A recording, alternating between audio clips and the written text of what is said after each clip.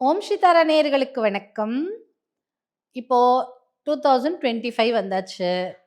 January, பிப்ரவரி வந்தாலே நம்மளுக்கு எல்லாருக்கும் 10th ஸ்டாண்டர்ட் 12th ஸ்டாண்டர்ட் பசங்களுக்கு எல்லாமே அப்பப்பா போர்டு எக்ஸாம் சொல்லியே நம்மளுக்கு வந்து நைட்மேர் ஆக்கி நம்மள பயமுறுத்தி நம்ம ஸ்ட்ரெஸ் எடுத்து அப்படி நம்மளையே டென்ஷன் படுத்தி விட்டுருவாங்கல்ல. ஸோ இப்போ நம்ம பசங்க கண்டிப்பா கஷ்டப்பட்டு படிக்கிறாங்க குழந்தைகள். நான் இல்லைன்னு சொல்லல. தாய் தந்தையராகிய நாமும் இந்த குழந்தைங்களுக்கு ஒரு பூஸ்ட் அப் மாதிரி ஏதான ஒண்ணு பண்ணும்போது, அவங்களுக்கு வந்து அது ஹெல்ப்ஃபுல்லா இருக்கும்.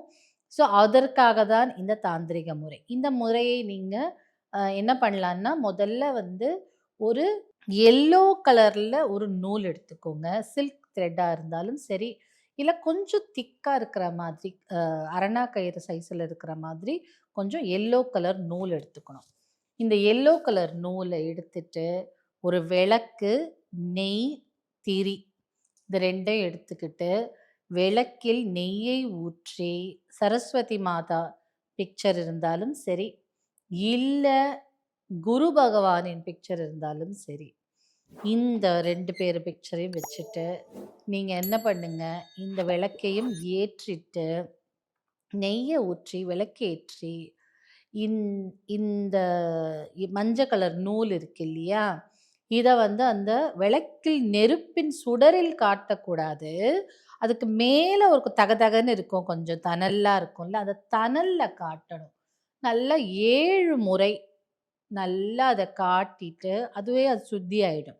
அப்புறம் என்ன பண்ணுங்க, அதை ஒரு தட்டில் வச்சிருங்க. கொஞ்சம் மலர்கள், என்ன மலராக இருந்தாலும் சரி, வெள்ளை புஷ்பமாக இருந்தாலும் ரொம்ப சந்தோஷம். ஸோ வெள்ளை புஷ்பம்னா என்ன இருக்கும், மல்லி, முல்லை, இந்த மாதிரியான வெள்ளை தாமரை இன்னும் ஸ்பெஷல். உங்களால் வெள்ளை தாமரை வாங்க முடிஞ்சா வாங்குங்க, இல்லை என்ன மலர் இருந்தாலும் பரவாயில்ல. ஸோ இந்த மாதிரி மலர்களை எடுத்துக்கொண்டு தட்டில் வச்சுக்கோங்க. வேணும்னா நெய்வேத்தியம் செஞ்சு வைக்கலாம், இல்லைன்னா இனிப்பு பதார்த்தம் செஞ்சு வைக்கலாம். அப்படி இல்லைன்னா ஒரு வெள்ளைக்கட்டி, ஒற்றைக்கடலை இல்லை வேர்க்கடலை அந்த மாதிரி, இல்லை அவல் பொரிக்கடலை, வெல்லம் இது வச்சாலே போதும். இல்லை ஒரு பால் வச்சு அதில் நாட்டு சர்க்கரை போட்டு இல்லை வெல்லம் போட்டு வச்சுக்கோங்க.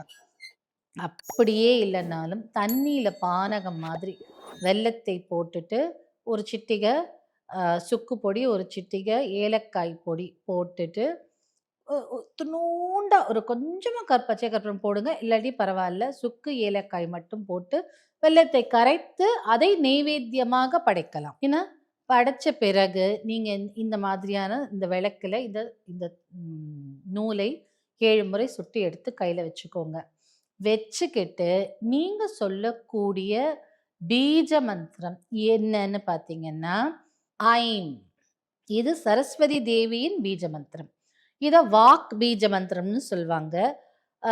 ஞானத்தின் பீஜ மந்திரம், விஸ்டம், நம்மளுக்கான ஒரு அறிவாற்றலை கொடுக்கக்கூடியது, கலை நுட்பத்தை கொடுக்கக்கூடியது, அதே மாதிரி ஞானத்தை கொடுக்கக்கூடியது. இந்த மாதிரியான பீஜ மந்திரம் இந்த ஐம், சரஸ்வதி தேவியின் பீஜ மந்திரம். இந்த ஐம் பீஜ மந்திரத்தை நீங்க 108 முறை சொல்லுங்க. 108 முறை கையில வச்சுட்டு சொல்லுங்க. கத்தி சொன்னாலும் ஓகே தான். இது நீங்க இது வந்து நீங்க இந்த முடிச்சில செய்கிறீங்களே, அதனால கத்தியே சொல்லுங்க. இல்ல ஒரு தட்டில் விபூதியை பரப்பி அதுல இந்த கயிறை வைத்து அது மேல கையை வச்சுக்கிட்டு நீங்க இந்த 108 தடவை இந்த பீஜ மந்திரத்தை சொல்லுங்க. I'm I'm I'm I'm I'm I'm I'm. இல்ல ஓம் ஐம் ஸ்ரீ சரஸ்வதி தேவியை நமக இப்படி சொன்னாலும் சரி, இல்லை ஐம் ஐம் சொன்னாலும் சரி, 2க்குமே ஈக்குவல் பவர் இருக்கு. ஸோ இதை தொட்டுட்டே சொல்லிடுங்க. சொன்ன பிறகு அந்த நூலை 2ஆ மடிச்சுக்கணும். நடுவில் ஒரு முடிச்சு போடணும். அதுக்கப்புறம் இந்த பக்கம் 13 முடிச்சு, இந்த பக்கம் 13 முடிச்சு, ஒரு முடிச்சுக்கும் 4 முறை நீங்க ஐம் சொல்லணும். ஸோ ஒரு முடிச்சு போடுறீங்க, I'm I'm I'm I'm I'm அப்படி 4 முறை சொல்றீங்க. இன்னொரு முடிச்சு போடுறீங்க, I'm I'm I'm I'm I'm 4 முறை சொல்றீங்க. அதே மாதிரி 27 முடிச்சு போடுறீங்க. 27 முடிச்சுக்கு 4 முறை ஜபிக்கும் விதமாக 108 முறை வந்துடும். சரியா? அப்போ 108 முறை நீங்க அதுக்கு பவர் பண்ணியாச்சு அந்த முடிச்சுக்கு. அதுக்கப்புறம் என்ன பண்ணுங்கன்னா, அதை உங்க 2 கையிலயும் வச்சுக்கிட்டு, இல்ல சரஸ்வதி தேவி இருந்தால் அது அவளுடைய திருப்பாதங்களை வச்சுட்டு, உங்க பிள்ளையின் பெயரை சொல்லி, என் பிள்ளை இந்த மாதிரி எக்ஸாம் எழுத போறாங்க, நல்ல மார்க் எடுக்கணும், அவன் படிக்கிறது அவனுக்கு புரியணும், அந்த புரிந்ததை அவன் திரும்ப அதில் எழுதும்போது நல்லபடியாக அவனுடைய நாலேஜ் அவனுக்கு கொடுக்கணும், முதன்மையா தேர்ச்சி பெறணும் அப்படிலாம் சொல்லி அந்த ப்ரேயர் பண்ணி அவங்க பிள்ளை பேரும் சொல்லுங்க, அவனுக்கு நீ துணையா இருமா தாயே அப்படின்னு வேண்டிக்கோங்க. வேண்டிய பிறகு அந்த கயிறை எடுத்து சரஸ்வதி தேவி மனமாற வேண்டி உங்க பிள்ளையின் கையில கட்டி விடுங்க. 3 மாசம் இருக்கலாம். திரும்ப 3வது மாசத்துக்கு இதே மாதிரி ஒரு ப்ரொசீஜர் பண்ணிக்கோங்க. இல்ல தன்னால கழண்டு வெண்டுடுச்சுன்னா இன்னொரு தடவை பண்ணுங்க. ஸோ இந்த கயிறை கட்டிக்கலாம். இப்போ பிள்ளைகள் படிக்க போறதுக்கு முன்னாடி தினமுமே ஒரு 108 முறை பிள்ளைகள் சொன்னா ரொம்ப நல்லது. படிக்க போறதுக்கு முன்னாடியும் ஒரு 11 முறை I my my my my my my my my அப்படின்னு சொல்லிட்டு படிக்க துவங்கலாம். இப்படி துவங்கும் போது சரஸ்வதி தேவியின் பரிபூர கிருபா கடாட்சமும் பிள்ளைகள் மீது இருக்கும். படிப்புலையும் அவங்க என்ன படிக்கிறாங்க, சில டைம்ல மனப்பாடம் பண்ணுவாங்க, என்னென்ன புரியாம மனப்பாடம் பண்றாங்க இல்லையா, அந்த மாதிரிலாம் அல்லாமல் நல்லா புரிஞ்சு, அதை புரிஞ்சாலே நம்ம தெளிவா எழுத முடியும். அந்த மாதிரி எழுதுவாங்க. இது வாக்வாதினி இல்லையா இந்த பீஜம் சரஸ்வதி. அப்போ வாக்கு பேச்சாற்றல், டிபேட்டுக்கு போறாங்க, ஒரு பேச்சு போட்டி இல்ல பாட்டு போட்டிக்கு போறாங்க, அவங்களுக்கும் இதே ப்ரொசீஜர் பண்ணலாம். இதே மாதிரி கயிறு கட்டி விடலாம். பாட்டுக்காக போறாங்க, கலை சம்பந்தப்பட்ட விஷயங்கள், டான்ஸ் காம்படிஷன் போறாங்க, அவங்களுக்கும் நீங்க ரக்ஷை கட்டி விடலாம். அவங்க ப்ராக்டிசஸ்க்கு போறதுக்கு முன்னாடி ஒரு 11 முறை சொல்லிட்டு ப்ராக்டிஸ் போகலாம்.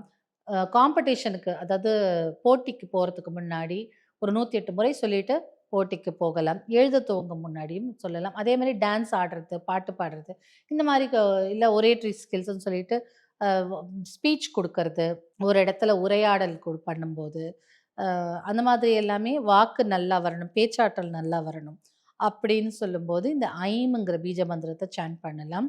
மேக்சிமம் நீங்கள் சத்தமாக சாண்ட் பண்ணலாம், அதில் ஒன்றும் தப்பு கிடையாது. இப்போ நீங்கள் உங்களுக்காகவே சாண்ட் பண்ணிக்கிறீங்க, ஜபிக்கிறீங்க அப்படின்னு சொல்லும்போது நாவசையாமல் வாயை மூடி மனசுக்குள்ளேயே ஐம் சொல்லும்போது அந்த அதிர்வுகள் உள்ளேயே இருக்கும். அப்போ இன்னும் கொஞ்சம் கூடுதல் பவராக இருக்கும். ட்ரை பண்ணி பாருங்கள். இல்லை எனக்கு அப்படி வரல, நம்ம கத்தி சொல்லலாம், ஒன்றும் பிரச்சனை இல்லை. சரஸ்வதியின் அருளோடு நாமும் நம் பிள்ளைகளும் நல்ல ஞானத்தோடு வாழ்வோமாக.